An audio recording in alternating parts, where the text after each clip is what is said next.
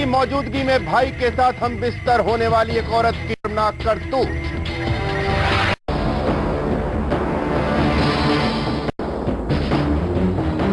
पति की मौजूदगी में किसी गैर मर्द के साथ हम बिस्तर होने वाली कई औरतों की दास्तां आपने सुनी होगी, लेकिन भाई बनाकर नाजायज रिश्तों की शमा को रोशन करने वाली औरत की दास्तां पहली बार सामने आई है।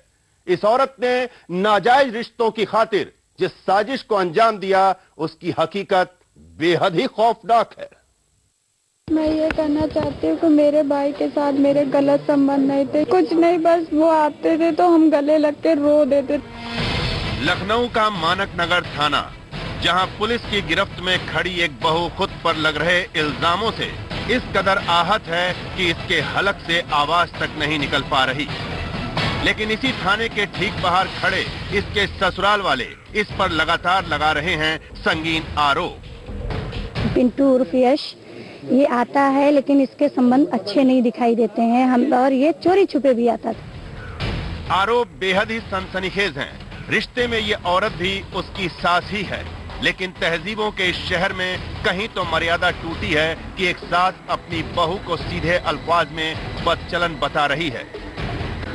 इस औरत पर अपने पति की मौजूदगी में किसी गैर मर्द के साथ जिस्मानी रिश्ते बनाने का आरोप है।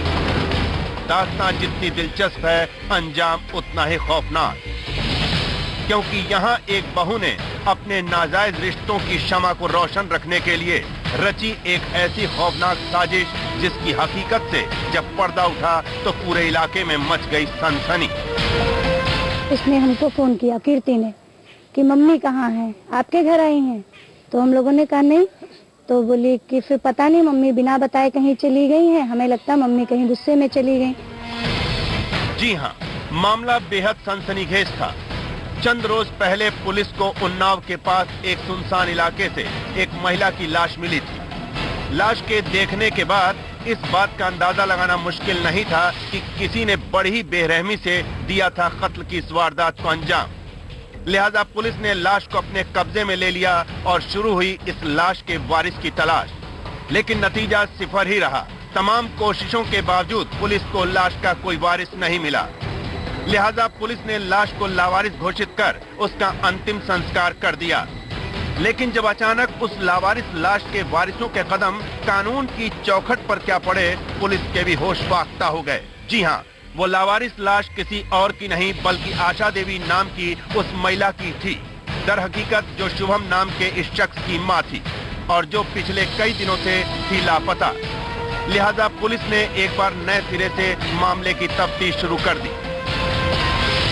शुभम द्विवेदी के द्वारा एक गुमशुदगी अपनी मां के विषय में लिखवाई गई थी, जिसमें उन्होंने अवगत कराया था कि उनकी मां जो हैं वो लापता हैं। श्रीमती कीर्ति द्विवेदी के जो संबंध थे वह एक व्यक्ति से थे जो मृतका थी, श्रीमती आशा जी। उनकी हत्या उन्होंने अपने जो दोस्त था, उसका नाम यश शर्मा है, उसके साथ मिलकर कर दी। पुलिसिया तफ्तीश के बाद जो हकीकत सामने आई, उसे सुनकर एक बार खुद पुलिस भी हैरान रह गई, क्योंकि यहाँ कातिल के कटघरे में खड़ी थी एक बहू, जिसने नाजायज रिश्तों को कायम रखने के लिए रची थी एक खौफनाक साजिश, और उसमें शामिल था वो आशिक भी, दर हकीकत जो दुनिया की नजरों में खुद को उसका भाई बताता था। ये सिस्टर की सास का, उसको प्रताड़ित बहुत ज्यादा करते थे घर के लोग। आपकी सगी बहन है क्या वो? नहीं, सगी बहन नहीं है। जी हाँ, यश खुद को कीर्ति का भाई बता रहा है, लेकिन कीर्ति के ससुराल वाले तो हकीकत कुछ और ही बयां करते नजर आ रहे हैं। दरअसल कीर्ति और यश के बीच पिछले काफी समय से प्रेम संबंध थे, लेकिन इसी बीच कीर्ति के घर वालों ने उसकी शादी शुभम से कर दी। लेकिन शादी के बाद भी कीर्ति अपनी मोहब्बत को दिल से नहीं भुला सकी। लिहाजा शादी के बाद भी यश का कीर्ति के घर आना जाना लगा रहा। लेकिन शायद कीर्ति को इस बात का अंदाजा नहीं था कि ससुराल वालों को उसकी हर चाल की भनक लग चुकी थी। मुझे बहुत मारा गया, इसलिए जो भी सब लोग कह रहे थे उस पर मैं हाँ हाँ कहती रही। सगे नहीं है तो क्या, सगे से बढ़ के कोई रिश्ता नहीं होता है क्या दुनिया में? बहरहाल नाजायज रिश्तों को कायम रखने के लिए आशिक के साथ मिलकर अंजाम दिए गए कत्ल के वारदात की हकीकत जब बेपर्दा हुई, तो बहू और उसका आशिक तो पहुंच गए सलाखों के पीछे, लेकिन अपने पीछे छोड़ गए कई अनसुलझे सवाल, जिसके जवाब की तलाश शायद अब भी बाकी है।